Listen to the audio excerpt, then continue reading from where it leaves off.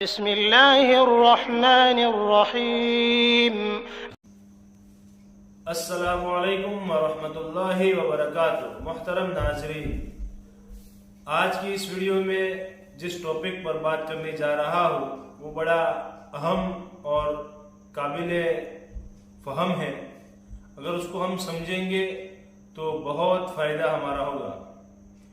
आज का जो टॉपिक है वो है इंसान। आज इंसान ने हर तरह की तरक्की को हासिल कर लिया है। इंसान मोबाइल चलाना जानता है। आज इंसान फेसबुक, ट्विटर, इंस्टाग्राम सारे तरीके से मोबाइल को इस्तेमाल करना जानता है। आज का इंसान गाड़ी चलाना जानता है, मोटर कार चलाना जानता है। हर तरीके से इंसान ने मालूमात हासिल कर ली।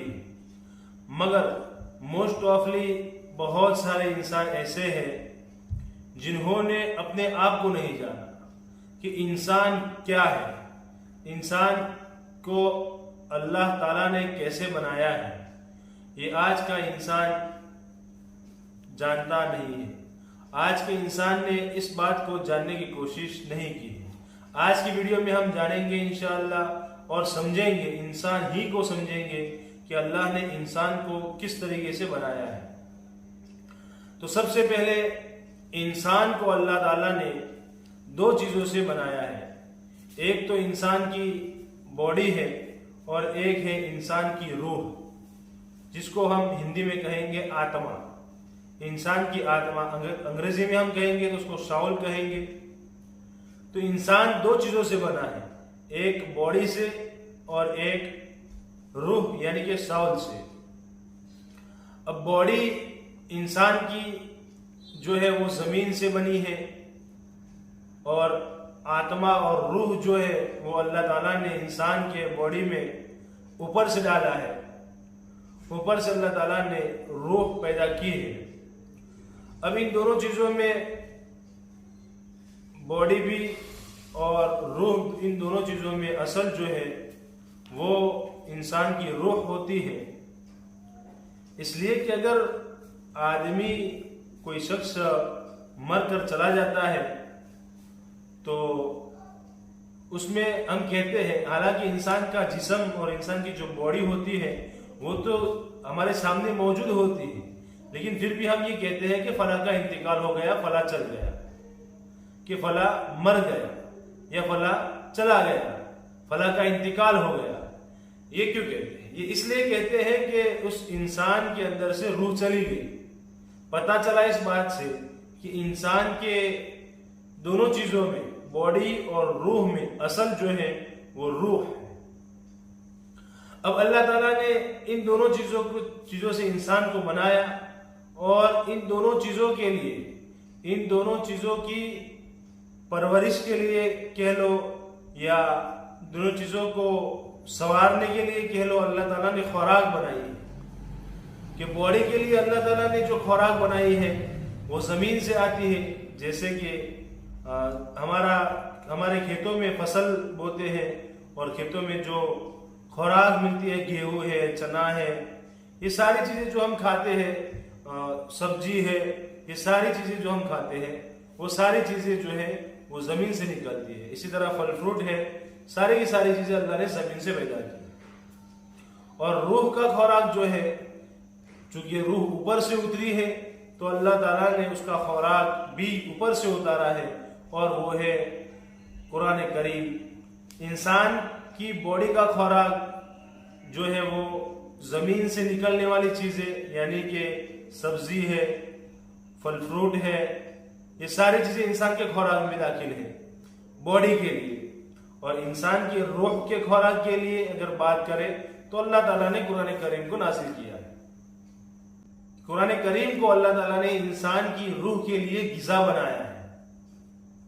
अब इंसान के लिए जरूरी है कि अपनी बॉडी को भी संभाले और अपनी रूह को भी संभाले। बॉडी को भी खुराक देना जरूरी है और रूह को भी खुराक देना जरूरी है। हाँ, अगर इंसान बॉडी को भी अच्छी तरह खुराक दे रहा है और रूह को भी अच्छी तरह खुराक दे रहा है तो इसको हम कहेंगे ये अच्छा इंसान है, ये बेहतर इंसान है, ये भला आदमी है। ये हम कहेंगे। लेकिन अगर कोई इंसान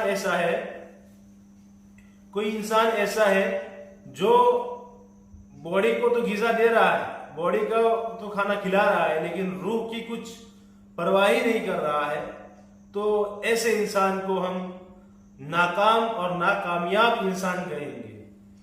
इसी तरह कोई इंसान रूह को सिर्फ ग़िज़ा दे रहा है, बॉडी का कुछ ध्यान ही नहीं दे रहा है बॉडी की तरफ, तो हम कहेंगे कि ये इंसान भी अधूरा है, बल्कि नाकाम है। इसलिए कि अगर बॉडी को ग़िज़ा नहीं मिलेगी तो बॉडी कमज़ोर हो जाएगी, और कमज़ोर बॉडी के साथ अल्लाह की इबादत में नुक्स और कमी आ जाएगी। इसी तरह अगर बॉडी को खुराक देगा तो असल जो चीज़ है वो रह जाएगी, जो रूह जो है वो असल है, और उसी के रूह ही असल है, और रूह को परवान चढ़ाने के लिए रूह को अपना ग़िज़ा देना भी ज़रूरी है।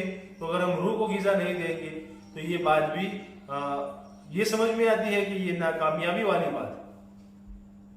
पता ये चला कि इंसान को अल्लाह ने दो चीज़ों से बनाया है। एक इंसान को बनाया है बॉडी से, और दूसरी चीज़ अल्लाह ताला ने उस बॉडी में रूह को डाल दिया।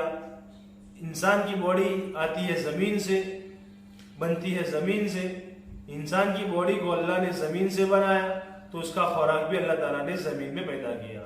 और इंसान की रूह को अल्लाह ताला ने आसमान से उतारा, तो उसका खुराक और उसकी ग़िज़ा भी अल्लाह ताला ने आसमान से उतारा। इंसान की बॉडी का खुराक जो है, जैसे कि गेहूँ है, सब्जी है, इसी तरह फल फ्रूट है, ये सारी चीज़ें इंसान के बॉडी के लिए खुराक है। इसी तरह इंसान की रूह के लिए जो ग़िज़ा है वो अल्लाह ताला ने बनाई है, कि अल्लाह ताला ने कुरान करीम को उतार लिया। अब जो बंदा कुरान करीम को पढ़ेगा, अहादीस को सुनेगा, अब अहादीस की बात जहाँ है तो ये अहादीस मुबारकात जो है वो कुरान ही की तशरीह है, तो ये अहादीस भी इसमें दाखिल हो गई।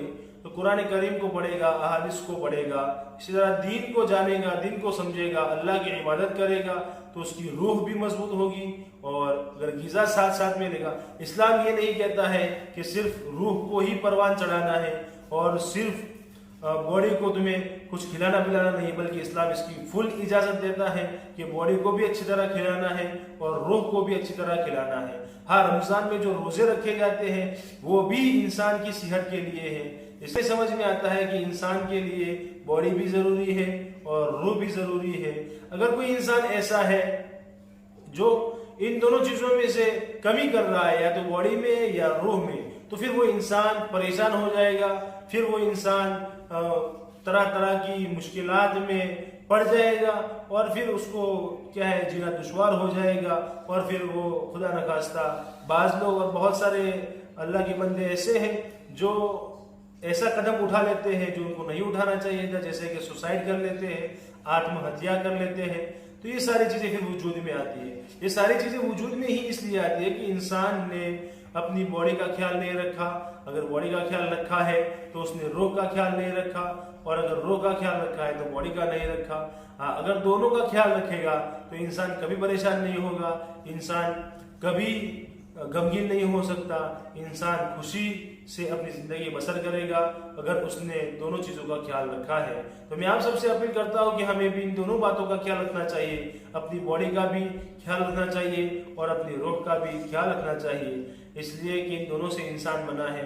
ये दोनों अगर हमारे सही सलामत रहेंगे तो हमारी ज़िंदगी गुजारना आसान हो जाएगा। मिलते हैं नेक्स्ट क्लास में, आज के लिए इतना ही। अस्सलामु अलैकुम वरहमतुल्लाहि वबरकातुहू।